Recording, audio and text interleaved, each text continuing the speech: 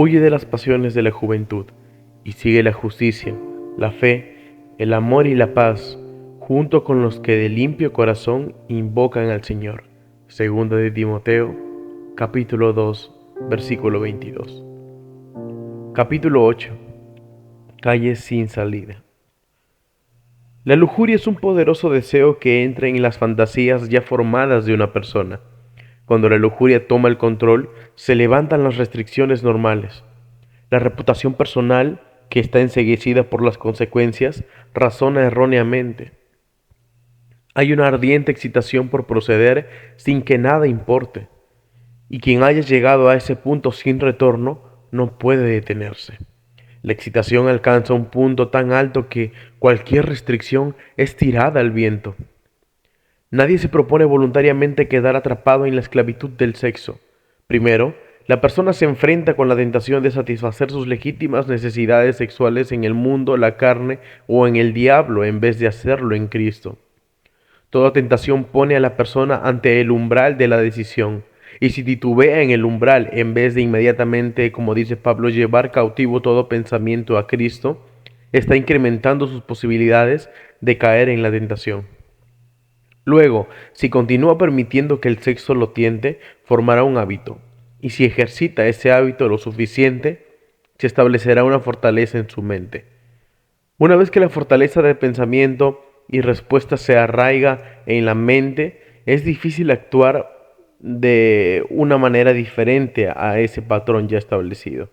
La esclavitud sexual es una fortaleza en la mente que te lleva a actuar de acuerdo al impulso de tus deseos, impidiendo que hagas la voluntad de Dios, aun cuando sabes y quieres hacer lo contrario.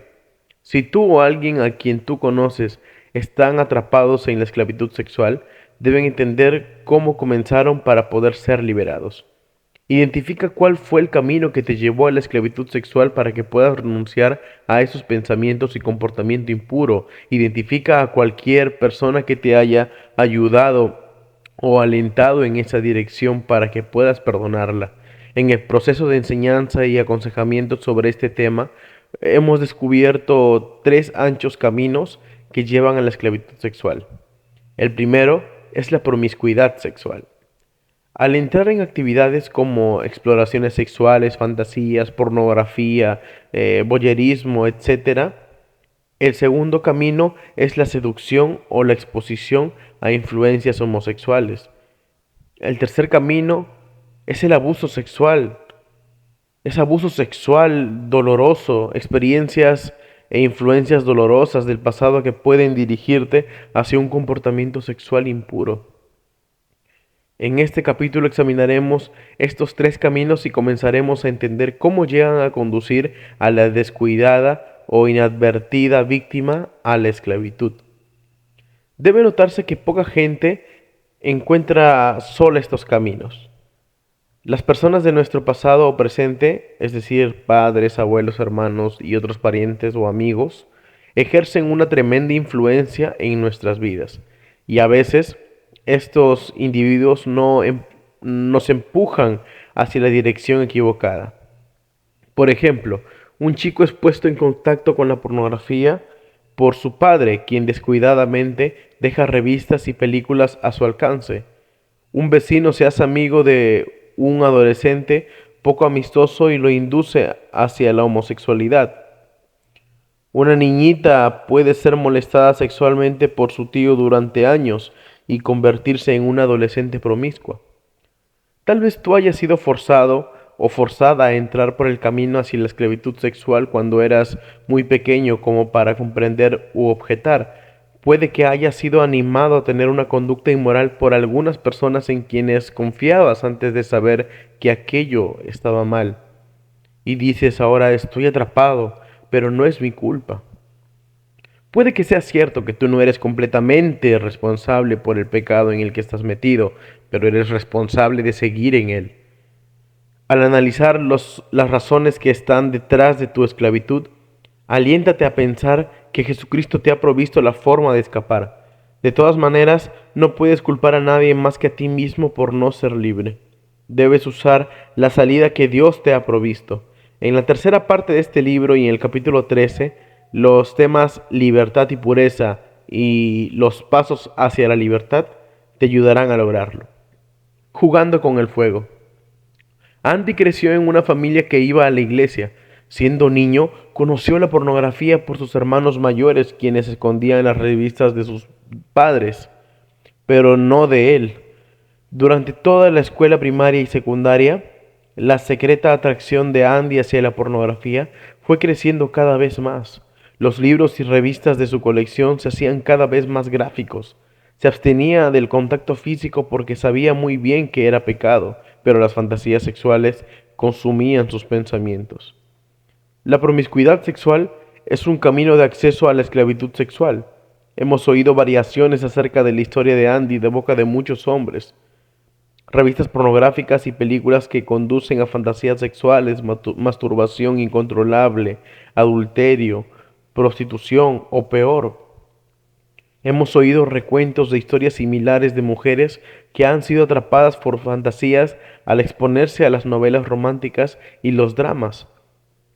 Quienes tienen pensamientos sexuales impuros y actividades en esa área están jugando con fuego. Ese fuego puede convertirse en una llamarada llamada esclavitud sexual. Solo un toque y te esclavizas.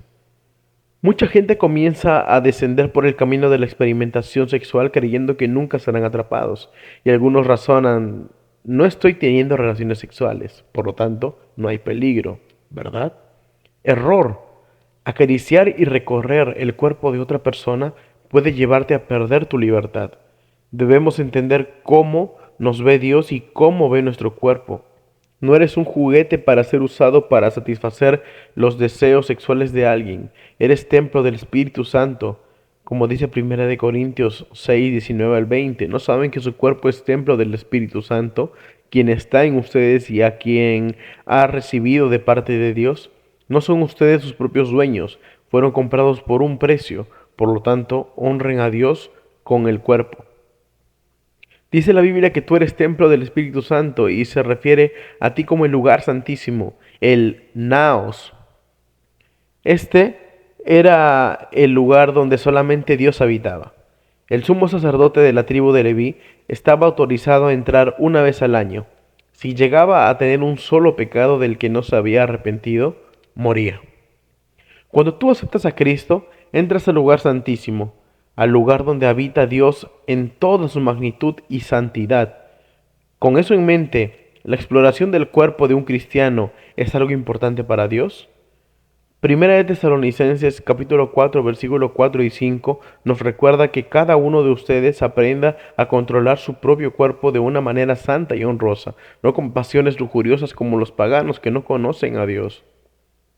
Seguramente hayas leído el libro Las Crónicas de Narnia, El León, la Bruja y el Ropero. En el capítulo 3, Edmund descubre el camino a la tierra de Narnia y se encuentra con la terrible bruja blanca. Cuando ella se da cuenta que él es un humano del mundo exterior a Narnia, emplea unas pequeñas confituras o unos dulces para tentarlo a que traiga a sus hermanos hacia ella. Finalmente, aquellos dulces se terminan y Edmund mira fijo la caja vacía deseando que ella le diga dónde puede encontrar más.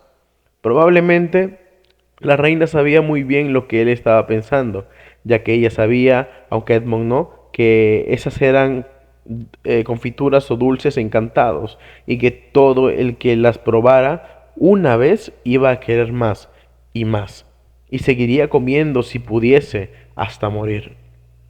El punto está claro. Tocar lo que no debes te lleva a querer tocar más, lo que conduce a seguir tocando. Primera de Pedro 2:11 nos dice que, hermanos, les ruego como extranjeros y forasteros en este mundo que se abstengan de los deseos pecaminosos que combaten contra el alma. Abstenerse significa no te acerques, apártate de eso, no lo toques. La caricia inapropiada es como la confitura, como ese dulce, vas a querer más. Recuerda dónde comienza el círculo. Te esclaviza al tener una cita no planeada y sin organización del tiempo.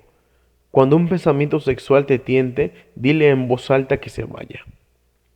La mentira acerca del estilo de vida alternativo. Sin querer, Tomás descubrió el camino hacia la esclavitud sexual, la homosexualidad. Fue criado por una madre dominante y un padre indiferente a quien parecía no complacer nunca. Él tenía una mente brillante y encontró su sentido de aceptación en los estudios, graduándose de la universidad con un diploma en educación. Sintió mucha felicidad con Claudia, con quien se casó y con quien compartía su fe en Cristo. Juntos decidieron mudarse a una gran ciudad donde Tomás comenzó su carrera. La vida de Tomás estaba completa y se sentía satisfecho. El amor y la aceptación de Claudia lo reconfortaba. Disfrutaba con su trabajo. Enseñaba en la escuela dominical de adultos en la iglesia a la cual concurría. Fueron bendecidos por el nacimiento de su primera hija y 14 meses después con un hijo, pero la responsabilidad de la paternidad lo abatió de una manera inesperada y comenzaron los conflictos en el matrimonio, haciéndole recordar situaciones de su niñez, su madre dominante, recordar la disconformidad de su padre. La tensión en el hogar lo llevó a dedicar más tiempo a su trabajo. Se pasaba mucho tiempo separado de Claudia, haciendo su trabajo, y su relación con Dios comenzó a menguar al meterse cada vez más en su carrera. Ahí fue cuando se involucró con Aarón, a quien había intentado en una oportunidad llevar a Cristo. Cuando la relación se profundizó, Aarón le confesó a Tomás los años de tormento por su inclinación sexual. Tomás se propuso guiar a su amigo a la verdad de la palabra de Dios. Y Tomás fue con Aarón hacia el mundo de los homosexuales, pensando que sería mejor ayudar a su amigo conociendo su mundo. Pero en vez de sacar a su amigo afuera, Tomás quedó adentro. Al tiempo, Tomás tuvo su primer encuentro sexual con un hombre. Se produjo un serio conflicto en Tomás. Por un lado, él creía, aunque su creencia estaba basada en la decepción, que Dios lo había creado para ser homosexual. Por otro lado, no podía apartarse del conocimiento que tenía de la palabra de Dios en relación a la pureza sexual. No queriendo seguir adelante con la farsa en el hogar, Tomás abandonó a Claudia. Urgido por las dolorosas experiencias de la infancia y negros pensamientos, y luego de repetidos descensos en el camino de la seducción de la homosexualidad, quedó atrapado. Pero no fue culpable, podría decir alguno. Tomás provenía de una familia que no funcionaba bien. Sus padres le habían dado una imagen distorsionada de los roles masculinos y femeninos. Su pobre identidad y conducta no es más que el producto de su entorno. Es verdad que hay otras personas que pueden ser parcial o totalmente responsables por ponernos en el camino hacia la esclavitud sexual, y Satanás se aprovecha de esas fallas para establecer fortalezas de control en la vida de esos chicos y jóvenes maltratados. Mientras estamos en el proceso de encontrar nuestra libertad en Cristo, debemos luchar con esta gente y experiencias. De todas maneras, debemos tratar de centrarnos no en quien recae la culpa, sino en encontrar la puerta de escape. El individuo esclavizado es responsable de dar los pasos para lograrlo. La violación de un inocente. El tercer camino de esclavitud sexual es la experiencia de ser víctima del pecado sexual de otra persona. Muchas de estas víctimas han sido molestadas en su niñez por confiar en un adulto. Algunas de estas personas fueron víctimas de incesto por parte de sus padres, hermanos o hermanas. Algunas fueron violadas en algunas citas siendo adolescente o violadas de adultas. El hilo común es que estas víctimas fueron violadas en contra de su voluntad. No todas las víctimas de violaciones sexuales terminan siendo esclavizadas al sexo, pero un sorprendente número de personas a quienes hemos aconsejado en nuestro ministerio juvenil, Libertad en Cristo, han admitido haber tenido algún tipo de abuso sexual en el pasado. Como muchas víctimas, los recuerdos de Melissa por haber sido violada fueron bloqueados al principio debido al trauma de la experiencia. Llegando a un punto, si uno le preguntaba si había sido violada siendo niña, ella lo negaba, pero la pobre imagen de sí misma y su extraño comportamiento indicaba un serio problema oculto. Melissa nos contó su historia. Escucha. De chica me sentía rechazada e inepta. Evitaba estar cerca de nadie, especialmente de los varones, temiendo que se diera cuenta lo horrible que era. Parecía que todo quería relacionarse conmigo. Parecía que todos querían estar conmigo de manera sexual. Cuando tenía 6 o 7 años, los hombres me susurraban lo que querían hacerme cuando fuera mayor. Al crecer, parecía que las mujeres se sentían amenazadas por mí, como si yo fuera a robarles sus maridos. Este comportamiento solamente logró reforzar mi creencia de que algo andaba mal conmigo y que todos se daban cuenta. De niña me convertí en cristiana, aunque estaba convencida que Dios me había elegido para ser atormentada y que abusaran de mí. Cuando tenía 9 o 10 años, empecé a masturbarme. En la temprana adolescencia era tímida y les tenía miedo a los varones. No tenía muchas amigas. A los 15 años redediqué mi vida al Señor, pero al comenzar la universidad me aparté, involucrándome en algunas relaciones sexuales. Quería ser amada y aceptada, y por esa razón le entregué mi cuerpo a esos muchachos, quienes luego me hacían a un lado. Con o sin relaciones sexuales, los varones me rechazaban. Me sentía sucia y atrapada. Al cumplir los 20, Melissa se casó con Dan. Su intimidad le trajo toda una serie de recuerdos y pesadillas sobre su oscuro pasado.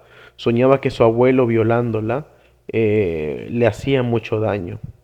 Gradualmente fueron apareciendo los olvidados recuerdos de su horrendo pasado. Melissa recordó que cuando tenía 2 años su abuelo la manoseaba. Luego, siendo una niña aún, fue obligada a tener relaciones sexuales y a cometer otras atrocidades con él. Frecuentemente se despertaba en medio de la noche con terribles dolores abdominales. Un médico perspicaz le dijo a su madre que la niña había sido víctima de abuso sexual.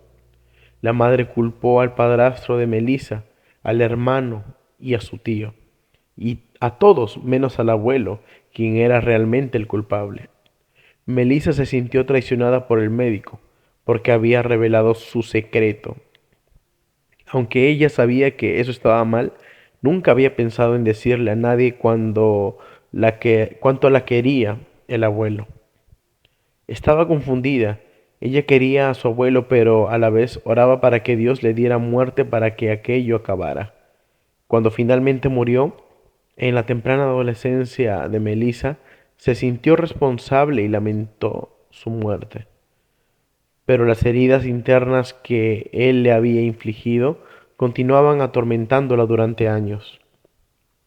El abuso sexual es un ancho camino para cualquier tipo de atadura, incluyendo la esclavitud sexual.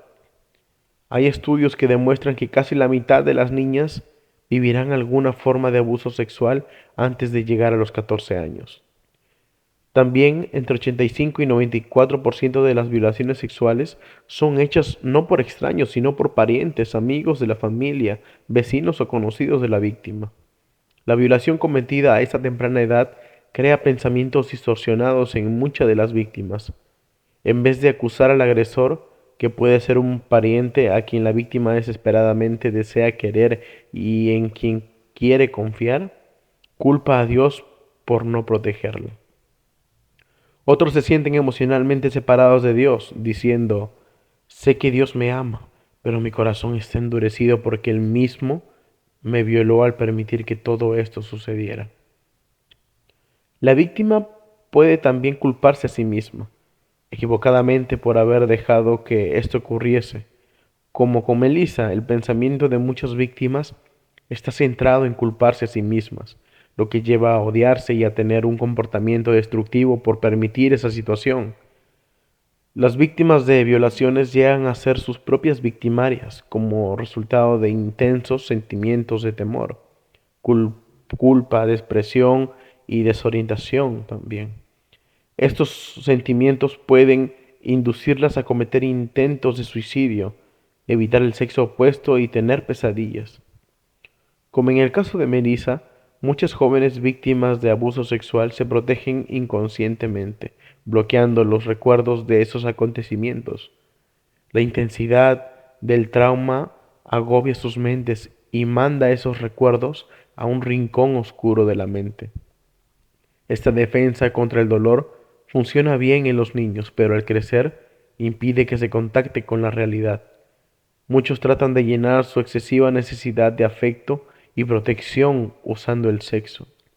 Esta es la relación por la cual muchos que están atrapados en la maraña de la atadura sexual no pueden explicarse cómo llegaron a esta situación. Melissa encontró un consejero que la llevó por los pasos de la libertad en Cristo. Ella confesó el dolor, la ira y la confusión que plagaba su historial. Su vida y su matrimonio cambiaron tan radicalmente que ahora cuesta creer que ella sea la misma persona. Ahora Melissa comprende cuánto la ama Dios y se da cuenta que los pecados de su abuelo ya no pueden tocarla. Ella es libre para disfrutar la vida con el hombre que la ama y la acepta completamente. Su entera restauración de la esclavitud causada por el abuso sexual está aún en proceso, mientras camina a la verdad de su libertad. Y esta misma victoria está disponible para todos los hijos de Dios que deseen desatarse de la esclavitud. Quizás mientras lees este capítulo te has dado cuenta que de algún camino que te haya llevado a tener patrones de pensamiento y comportamientos impuros que parecen dominarte. Y te has identificado esos pensamientos, hechos y personas que te han conducido hacia esa esclavitud. Tan importante como el hacer el descubrimiento es que vayas al nudo de tu atadura sexual. Este asunto es el tema del capítulo 9. Si actualmente te encuentras en una situación, tanto en tu casa como en la escuela, en la que estás siendo víctima de abuso sexual, debes pedir ayuda. Aunque quieras a esa persona, estás en todo tu derecho de frenar esa locura. Ve a ver a tu pastor o a un maestro confiable o a un adulto a quien le importes y pide la ayuda.